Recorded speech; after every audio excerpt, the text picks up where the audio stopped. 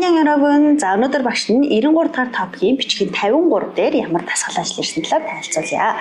За тэгэхээр ерөнхийд нь харах юм бол өмнөх топикуудын 53-ийн эхний хэсэг нь бол адилхан байна тийм ээ. Ерөнхийдөө бол төстэй болсон байгаа. За спорт 의료 매출액 변화 гэж хэлсэн байна. Спортын 의료 гэдэг маань өд буюу хувцас гэсэн. Хувцсны нийт орлогын өөрчлөлтийн талаар судалгаа байна. За энэ хүү судалгааг маань болохоор хаанаас хийсэн бэ гэхээр спорт 의료 연구소 гэж тийм ээ судалгааны төвөөс хийсэн байна. За 2021-ээс 23 он хүртэл 40%-аар өссөн байна тийм ээ. За 5 их найд юу юм? Энэ нэгж нь болохоор won гэж гарч ирсэн байна тийм ээ. 5조 won에서 7조 won. За 7 их найд won болж өссөн байх нь байна. За харин B хэсгийг харах юм бол юуян 별 гэж тийм ээ. За спортын хувьсны төрөл тус бүрийнх нь нийт орлого нь хэрхэн өөрчлөлттэй байгаа талаар гаргаж ирсэн байна. За энэ дээр гарч ирж байгаа таны гэдэг маань нэгжийг нь хэлж байгаа. Энэ тоо юуг хэлээд байгаа юм бэ гэхээр won шүү гэдэг утгыг агуулж байгаа гэсэн үг ээ. За тэгэхээр 전문 스포츠 의료 매출액 гэж тийм ээ. За тэгэхээр бүр тийм мэрэгжлийн спортын хувцсны нийт орлого нь болохоор буурсан байна. Харин 생활형 스포츠 의료 매출액 гэсэн байна. 생활형 гэж тийм ээ. За энэ нь болохоор өдөр тутмын спортын хувцсны нийт орлого нь өссөн байна. За өөрчлөлтийн шалтгаан нь болохоор 생활형 스포츠 의료의 디자인이 개선 гэж хэлсэн байна. тэгвэл энэ өсөлтийнх нь шалтгааныг нь хэлээд байгаа юм байна шүү дээ, тийм ээ. За тэгэхээр өдөр тутмын спортын хувцсны загвар нь сайжирсан байх нь. За мөн 직장 내 гэж тийм ээ. Офис дотор илүү тав тухтай хувцас өмсөх боломжтой энэ соёл нь дэлгэрсэн гэж хэлсэн байна.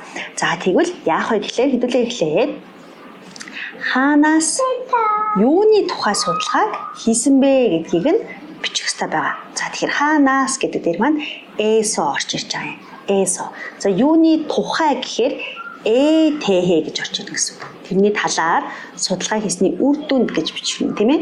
За тэгэнгუთ тэр зүйл нь буюу нэр үгээ бичнэ.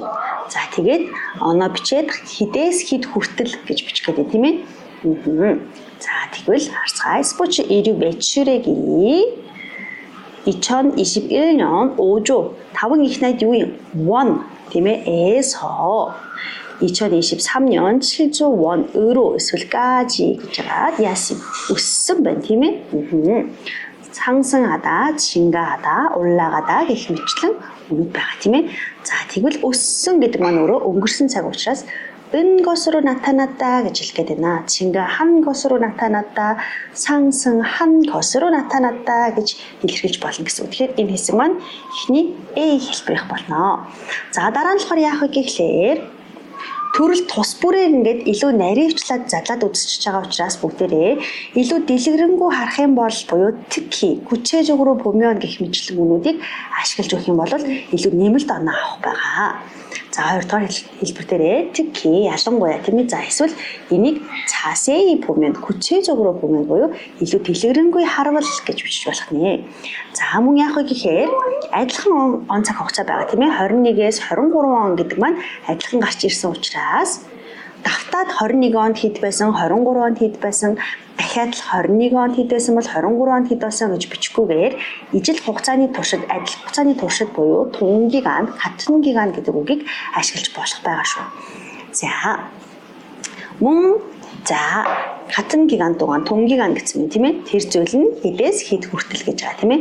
За одоо яасан гэхээр эхний хэлбэр дээр маань болохоор нэг нь буураад нөгөөх нь өссөн байсан тийм ээ. харьцангуй зүйлийг харьцуулж бичихтэй 은 반면 гэж бичиж болно. 은 반면. ижил төстэй зүйлүүдийг үргэлжлүүлэн бичиж байгаа, хүүрнэж байгаа бол хоо, мё гэх мэтлэн дүрмийг ашиглах бол харин эсрэг зүйлсүүдийг харьцуулан ярьж байгаа бол 은 반면에 гэдэг дүрмийг ашиглахад тохиромжтой гэсэн үг. За тэр зүйл нь хэдээс хэд хүртэл тийм ээ.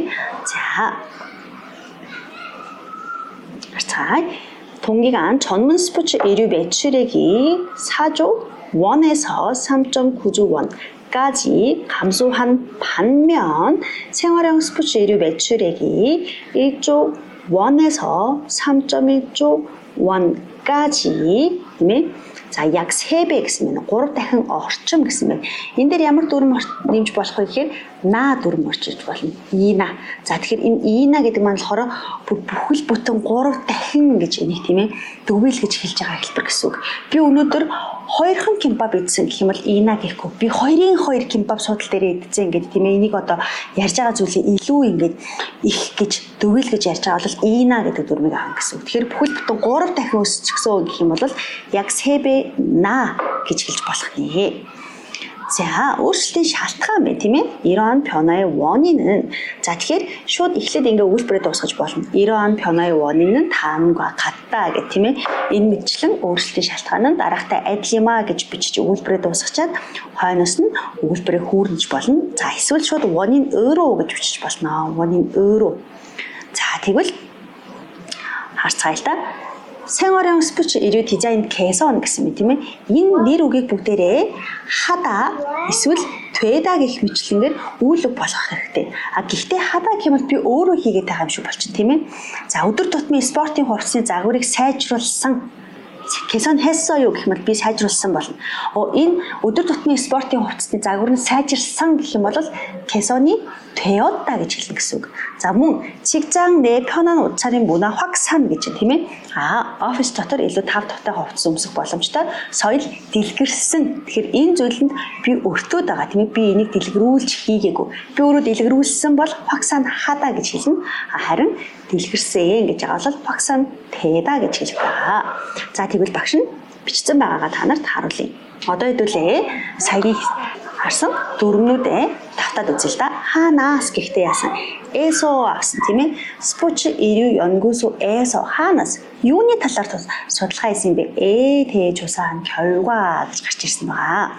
Тийм ээ. За тэгээд 스포츠 의류 매출액 이. За тухайн нэр үгнийхээ хойноос и эсвэл гагаа авчиж тийм ээ. За хідээс хэд хүртэл тийм ээ. За тэгэхээр тоо баримтныхаа хойноос нэгжээ оруулж ирж байгаа. Ямар нэгж? Won шүү гэдгийг нь илэрхийлж байгаа тийм ээ. Мён гэх юм бол энэ маань хүнийг илэрхийлж байгаа болно тийм үү? За тэгэхээр won까지 яасан? өссөн гэж харагдаж байна гэж байгаа учраас чинга хада гэдэг үйлүүгээ бүгдээрээ 은 гэд өнгөрсөн цаг болгож байгаа. өссөн чин가 한. 자, дараагийнх нь хэлбэр нь болохоор 유형별 스포츠 의류 매출액을 구체적으로 보면 гэж тийм ээ. Энийг нь илүү дэлгэрэнгүй харвал гэж илэрхийлээрэй гэсэн тийм ээ. За дээрэс нь яг адилхан 21-ээс 23 он гэдэг зүйл маань давтагдж байгаа учраас бүгдээрээ адил хугацааны туршид гэдэг үгээ оруулчихсан байгаа. 같은 기간 동안 гэдэг. 같은 기간 동안. 자, 전문 스포츠 의류 매출액이 요닉. 이는 болохоор 4원оос 3.9 ихнайд won хүртлээ. За, буурсан байна тийм ээ. Буурах гэдэг үйлдэл маань өөрөө 감소하다. За, гэтэл багш энэ дээр 소폭 гэдэг хэлбэрийг гаргаж ирсэн байна тийм ээ. 소 гэдэг маань жижиг гэдэг ханз байгаа. 폭 гэдэг маань хэр хэмжээ. Тэгэхээр багахан хэмжээгээр буурсан гэж хэлгээд байна. 4-өөс 1 болцсон бол их буурсан байж болно тийм ээ. Харин 4-өөс 3.9 их найт хүртлээр буурсан учраас багахан буурсан буюу 소폭 гэдэг хэлбэрийг авсан байгаа. За дээрэс нь бүгдээрээ саяны ярьсан 반면 гэдэг төр маань орсон байна тийм ээ. Багахан хэмжээгээр буурсан бол харин спортын өдөр тутмын спортын хувцсны орлого нь болохоор яасан? 1조 원에서 3.1조 원까지 тийм ээ. За энэ дээр нэмэлтээр юу орж ирж болох вэ гэхээр 3 дахин тийм ээ. 3배. За 3 дахин дээрээ нэмэх нь ямар дүрм оруулж ирж болох вэ гэхээр нөгөө нэг ина тийм ээ. Бүхэл бүтэн 3 дахин өссөн гэдэг дүгнэл гэж ярьж байгаа хэлбэрээ оруулж болно гэсэн үг ээ. 대폭 상승한 것으로 보인다. мэдээж бүгдээрээ 은 гэж орж ирж байгаа. Түрүүний 소폭 гэдэг багахан хэмжээгээр гэдгийг эсрэг үг нь 대폭 болж байна. Их хэмжээгээр гэсэн үг. 소폭, 대폭. За тэгэхээр өсөлт бууралтыг илэрхийлсэн өгүүлбэрээр бичихтэй тэр 감소하다, 증가하다, 내려가다 тийм ээ. Энэ үгнүүдийнхаа урд нь 소폭, 대폭 тийм ээ. 급상 биш үлээ 급강 гэх мэтлэгээр хэлж болдог гэсэн үг ээ. За одоо шалтгаанаа оруулах чинь л да. 이러한 변화의 원인으로 гэсэн мэт тийм ээ. Энэ шалтгаанаар үүнийг хэлж болно гэхдээ 을 들 수 있다 гэж хэлдэг байгаа. 이러한 변화의 원인으로 энэ мэтлэн өөрчлөлтийн шалтгаанаар үүнийг хэлж болно гэхдээ 들 수 있다 гэдэг маань хамтдан цээжлээд аваарай. За 생활형 스포츠 의류 디자인이 개선하다 гэлүү 되다 гэлүү 되었어 гэсэн тийм ээ. 개선되었어 гэсэн шүү дээ. За тэгэхээр Энэ маань өдөр тутмын спортын хувцсыг загварна илүү сайжирсан тийм ээ. Дээрээс нь офис дотор илүү тав тухтай хувцас өмсөж болох энэ соёл нь дэлгэрсэн буюу хагсан гэдэг маань хагсан хадаа биш туйдагаар бичвэл тохиромжтой гэсэн байгаа. За ингээд бүгдээрээ 200-аас 300 нүдний дотор ингээд бичих юм бол яах нь бүтэн 30 оноогоо авах боломжтой болж байгаа гэсэн үг ээ. За энэ бичих юм бол та нараас зургийн дараа дахад амархан болох ах тийм ээ. Дараагийн топик дээр нь илүү хялбар байх болно гэж найдаж байна. За 감사합니다. 그러면 дараа илүү сонирхолтой чиглэлээр уулзцгаая. 안녕.